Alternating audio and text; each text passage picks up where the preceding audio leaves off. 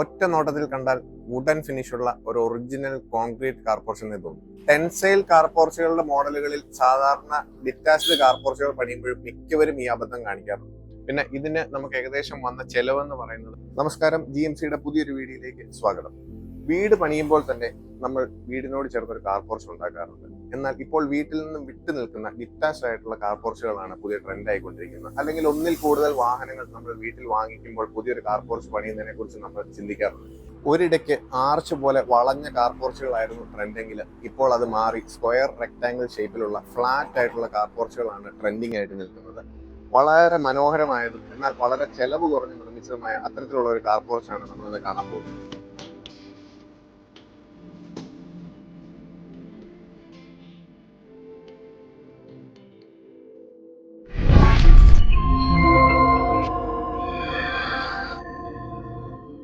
നമ്മളൊരു car porch പണിയുന്നതിനെ കുറിച്ച് ആലോചിക്കുമ്പോൾ ആദ്യം തന്നെ അതിന്റെ വലിപ്പം എത്ര വേണം എന്നുള്ളത് പ്ലാൻ ചെയ്യുന്നതാണ് ആദ്യത്തെ കാര്യം. നമ്മുടെ നാളുകളിലേക്കുള്ള ആവശ്യങ്ങൾ ഇന്നേ ചിലപ്പോൾ നമുക്ക് പ്രെഡിക്റ്റ് ചെയ്യാൻ പറ്റിയില്ലെന്ന് വരും. എങ്കിലും സ്ഥലപരിമിതികളുടെ പ്രശ്നം ഇല്ലെങ്കിൽ വലിപ്പം കുറച്ച് കൂടുതൽ എടുത്ത് കാർ പോർച്ചുകൾ ഉണ്ടാക്കുന്നതാണ് എപ്പോഴും ലാഭകരം. നാളെ നമുക്ക് ഒരു കാറോ അല്ലെങ്കിൽ ഒരു ബൈക്കോ വാങ്ങേണ്ടി വന്നാൽ, അതല്ലെങ്കിൽ കുട്ടികളുടെ ഒരു സൈക്കിൾ വെക്കണം എന്ന് തോന്നിക്കഴിഞ്ഞാൽ അതിനുള്ള സ്പേസ് നമുക്ക് എപ്പോഴും അവൈലബിൾ ആയിട്ട് ഉണ്ടാവണം. അതുപോലെ തന്നെ നമ്മൾ വാങ്ങിക്കുന്ന അല്ലെങ്കിൽ നമ്മുടെ കയ്യിലുള്ള വാഹനത്തിന്റെ വലിപ്പം അതൊരു വലിയ ഫാക്ടറാണ്. വാഹനത്തിന്റെ നീളത്തിനേക്കാൾ ഏറ്റവും കുറഞ്ഞത് ഒരു 8 അടിയെങ്കിലും കാർ പോർച്ചിന് നീളം കൂടുതൽ ഉണ്ടാവണം.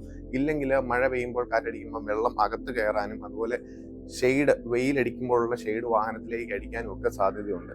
അപ്പോൾ എപ്പോഴും കാർ പോർച്ച് കുറച്ച് വലിപ്പം കൂട്ടി പണിയുന്നതാണ് ഏറ്റവും നല്ലത്. അങ്ങനെ ഉണ്ടെങ്കിൽ തന്നെ നമുക്ക് കോസ്റ്റ് ഒരു പരിധി വരെ കൺട്രോൾ ചെയ്യാനും പറ്റും. ഇനി വീട്ടിൽ നിന്നും ഡിറ്റാച്ച്ഡ് ആയിട്ടുള്ള കാർ പോർച്ചുകൾ പണിയുമ്പോൾ പൊതുവെ കണ്ടുവരുന്ന ഒരു ട്രെൻഡാണ് ഒറ്റ തൂണിൽ അല്ലെങ്കിൽ ഒരു സൈഡിൽ മാത്രം സപ്പോർട്ട് കൊണ്ട് നിൽക്കുന്ന കാർ പോർച്ചുകൾ. ഇപ്പോഴത്തെ എല്ലായിടത്തെയും ഒരു ട്രെൻഡാണ്. ഒരു സൈഡിൽ മാത്രമേ അതിന് സപ്പോർട്ട് ഉണ്ടാകുകയുള്ളൂ, ബാക്കി എക്സ്റ്റെൻഡ് ചെയ്ത് നിൽക്കുകയായിരിക്കും. ശരിക്കും ടെൻസൈൽ കാർ പോർച്ചുകളെ കോപ്പി അടിച്ചുകൊണ്ടാണ് ഈ ഒരു മോഡൽ നമ്മുടെ കേരളത്തിലേക്ക് കൂടുതലായിട്ട് വന്നിരിക്കുന്നത്. ടെൻസൈൽ കാർ പോർച്ചുകളുടെ പ്രത്യേകത എന്താണെന്ന് വെച്ച് കഴിഞ്ഞാൽ അതിന് ഈ പറഞ്ഞ പോലെ ഒരു സൈഡിലെ തൂണുണ്ടാവുകയോ അല്ലെ സപ്പോർട്ട് ഉണ്ടാവുകയുള്ളൂ.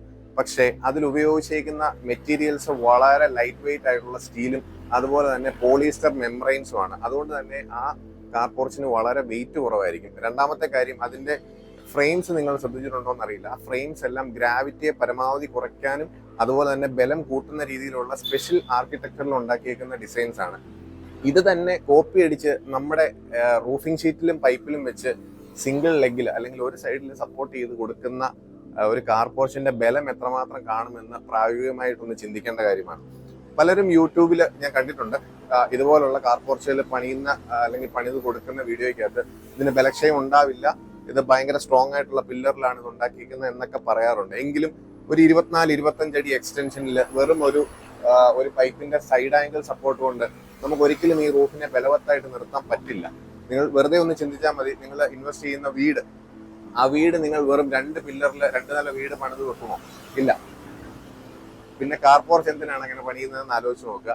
കാർ പോർച്ചുകൾ അങ്ങനെ പണിത് കഴിഞ്ഞ് കഴിഞ്ഞാൽ കാലക്രമേണ സാഗിങ് ഉണ്ടാകുകയും നല്ല കാറ്റൊക്കെ വരുന്ന സമയങ്ങളിൽ ഈ കാർ പോർച്ചിന് ബലക്ഷയം ഉണ്ടാകാനായിട്ടുള്ള സാധ്യത വളരെ കൂടുതലാണ്. അതുപോലെ നമ്മുടെ നാട്ടിൽ സാധാരണ ഇതിന്റെ ഫുട്ടേജ് ഇടുന്നത് 2-2.5 അടി താത്ത് മാത്രമാണ് കോൺക്രീറ്റ് ചെയ്യുന്നത്. അങ്ങനെയുള്ള കേസുകളിൽ ഈ മണ്ണിന് ബലമില്ലാത്ത സ്ഥലങ്ങൾ കൂടെ ആണെങ്കിൽ പെട്ടെന്ന് ഈ കാർ പോർച്ചിന് സാഗിങ് ഉണ്ടാകാനും മറിഞ്ഞു വീഴാനും ഒക്കെ ഉള്ള സാധ്യത കൂടുതലാണ്. അതുകൊണ്ട് നമ്മൾ ഫിസിക്സിനോട് വെറുതെ ഗുസ്തി പിടിച്ചിട്ട് കാര്യമൊന്നുമില്ല. എപ്പോഴും 2 തൂണുകൾ അല്ലെ 2 സൈഡിൽ സപ്പോർട്ടുള്ള കാർ പോർച്ചുകളാണ് സ്റ്റീൽ പൈപ്പ് റൂഫിംഗ് ഷീറ്റുകൾ ഉപയോഗിച്ച് നിർമ്മിക്കുമ്പോൾ ഏറ്റവും ഉചിതമായിട്ടുള്ളത്. ഇനി ഇത് നിർമ്മിക്കാൻ ഉപയോഗിക്കുന്ന സ്ട്രക്ചറൽസിന്റെ ഒരു കാര്യം കൂടിയാണ് പറയാനുള്ളത്.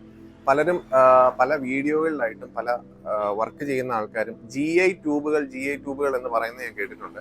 പല കമ്പനികളുടെയും പേര് പറഞ്ഞ് GI ട്യൂബുകൾ എന്ന് പറയുന്നത് മിക്കവാറും GP ട്യൂബുകളാണ്. GP GIയും 2 മെറ്റീരിയൽസ് ആണ്. അത് പല ആൾക്കാർക്കും അത് അറിയില്ല കറക്റ്റായിട്ട്. GI എന്ന് പറഞ്ഞു കഴിഞ്ഞാൽ ഹോട്ട് ടിപ്പ് ഗാൽവനൈസ് ചെയ്തെടുക്കുന്ന പൈപ്പുകളാണ്. എന്നാൽ GP ട്യൂബുകൾ എന്ന് പറയുന്നത് സിങ്ക് കോട്ട് ചെയ്തെടുക്കുന്ന ട്യൂബുകളാണ്. അത്തരത്തിലുള്ള ട്യൂബുകളാണ് സാധാരണ മിക്കവാറും ഒരു 90% കേസിലും നമ്മൾ മതിലോ ഗേറ്റോ റൂഫ് ചെയ്യാനോ ഒക്കെ ഉപയോഗിക്കുന്നത്. പക്ഷെ അതിനെ GI എന്ന് മിസ്ഇന്റർപ്രറ്റ് ചെയ്താണ് പലരും അതിനകത്ത് ചെയ്യുന്നത്. ഈ കാർ പോർച്ചിന്റെ നീളം എന്ന് പറയുന്നത് 24 അടി നീളമുണ്ട് ഈ കാർ പോർച്ചിന്. അതുപോലെ തന്നെ വീതി എന്ന് പറയുന്നത് 16 അടി വീതിയുമാണുള്ളത്. ഈ വീടിന്റെ സ്ഥലപരിമിതികൾ മൂലം അതിന്റെ മാക്സിമം വലിപ്പം എടുത്തിട്ടാണ് ഈ കാർ പോർച്ച് ചെയ്തിരിക്കുന്നത്.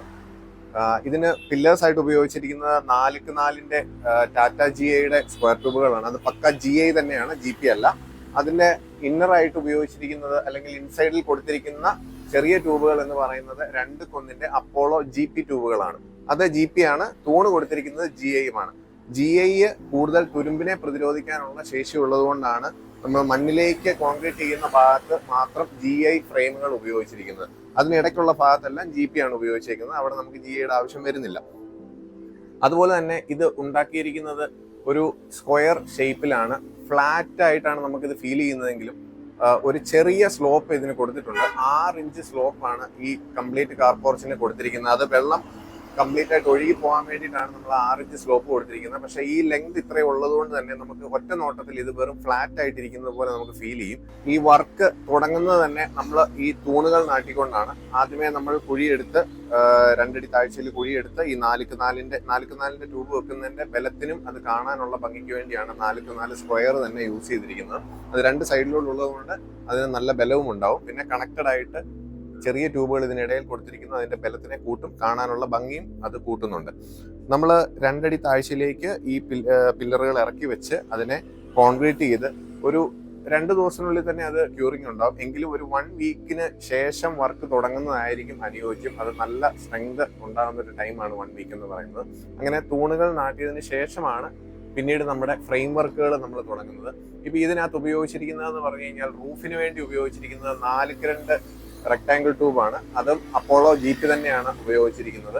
ഒറ്റ നോട്ടത്തിൽ ഈ കാർ പോർച്ച് കണ്ടു കഴിഞ്ഞു കഴിഞ്ഞാൽ ഇതൊരു കോൺക്രീറ്റ് കാർ പോർച്ച് വിത്ത് വുഡൻ സീലിംഗ് എന്നേ പെട്ടെന്ന് നമുക്ക് മനസ്സിലാവുകയുള്ളൂ. എന്നാൽ ഇത് മുഴുവനായും മെറ്റലിൽ ചെയ്തിരിക്കുന്നതാണ്. ഈ സീലിംഗ് ഉണ്ടാകുന്നതുകൊണ്ടുള്ള ഒരു ഗുണം എന്താണെന്ന് വെച്ച് കഴിഞ്ഞാൽ നമ്മൾ സാധാരണ റൂഫിംഗ് ഷീറ്റുകളിൽ കാർ പോർച്ചുകൾ ഉണ്ടാക്കുമ്പോൾ വെയിലുള്ള സമയങ്ങളിൽ ഹൈറ്റ് ഓൾറെഡി ഇതിന് കുറവായിരിക്കും. അതുകൊണ്ട് തന്നെ വെയിലുള്ള സമയങ്ങളിലും ഉച്ച സമയങ്ങളിലും ഒക്കെ വളരെ ചൂട് ഇതിനകത്തുണ്ടാവും. നമുക്കൊന്ന് വന്ന് നിൽക്കണമെങ്കിലൊക്കെ വളരെ ബുദ്ധിമുട്ടായിരിക്കും. കാർ ഇടുക എന്നുള്ള പർപ്പസ് ആണ് എങ്കിൽ പോലും നമുക്ക് അതിനകത്തൊന്ന് വന്ന് നിൽക്കണമെങ്കിൽ വളരെ ചൂടായിരിക്കും. അപ്പൊ ആ ഒരു പ്രശ്നം ഒഴിവാക്കാനായിട്ട് നമുക്കൊരു സീലിംഗ് കൊടുത്തു കഴിഞ്ഞാൽ വളരെ ചൂട് കുറവാണ്. അതുപോലെ തന്നെ കാണാൻ വളരെ ഭംഗിയുണ്ടാവും. ഇപ്പൊ ഇതിൽ കൊടുത്തിരിക്കുന്നത് ടാറ്റ ഡുറാഷൈന്റെ റൂഫിംഗ് ഷീറ്റാണ് ഇതിനകത്ത് ഉപയോഗിച്ചിരിക്കുന്നത്. അതിന് താഴെ തന്നെ വുഡൻ ടെക്സ്ചർ ഉള്ള, അതായത് ഒറിജിനൽ തടി പോലെ ഫീൽ ചെയ്യുന്ന മെറ്റൽ ക്ലാഡിംഗ് പ്രൊഫൈലുള്ള ഷീറ്റാണ് ഇതിന് കൊടുത്തിരിക്കുന്നത്. പക്ഷെ ഇത് കണ്ടു കഴിഞ്ഞാൽ ഇത് മെറ്റൽ ഷീറ്റ് ആണെന്ന് പെട്ടെന്ന് നമുക്ക് മനസ്സിലാവില്ല. കാർ പോർച്ചിന്റെ ഏറ്റവും അവസാന ഭാഗത്ത് നമ്മൾ റെയിൻ വാട്ടർ ഗട്ടർ കൊടുത്തിട്ടുണ്ട്. പക്ഷെ അത് ഈ സീലിംഗിനകത്ത് തന്നെയാണ് നിൽക്കുന്നത്. നമുക്ക് പുറമേ കാണാൻ സാധിക്കുകയില്ല. അത് വളരെ ഭംഗിയായിട്ടാണ് ചെയ്തിരിക്കുന്നത്. അതുപോലെ തന്നെ അതിന്റെ ഡ്രെയിനേജ് പുറത്തേക്ക് കൊടുത്തേക്കുന്നതും കാണാൻ പറ്റും. ഇത് കൂടാതെ തന്നെ ഇതിനെ കൂടുതൽ ഭംഗിയാക്കാനായി സീലിംഗിൽ വേണമെങ്കിൽ നമുക്ക് ലൈറ്റുകൾ കൊടുക്കാൻ സാധിക്കും. അതുപോലെ പില്ലറുകളിലെല്ലാം ലൈറ്റുകൾ കൊടുത്തു കഴിഞ്ഞാൽ രാത്രിയിലൊക്കെ കാണാനായിട്ട് വളരെ ഭംഗിയുണ്ടാവും. അതൊക്കെ ചെയ്യേണ്ടവർക്ക് അഡീഷണൽ ആയിട്ട് ചെയ്യാം. ഈ കാർ പോർച്ചിന്റെ വർക്ക് ഫിനിഷ് ചെയ്യുന്നതിനായിട്ട് 5 ദിവസം സമയമാണ് എടുത്തിരിക്കുന്നത്.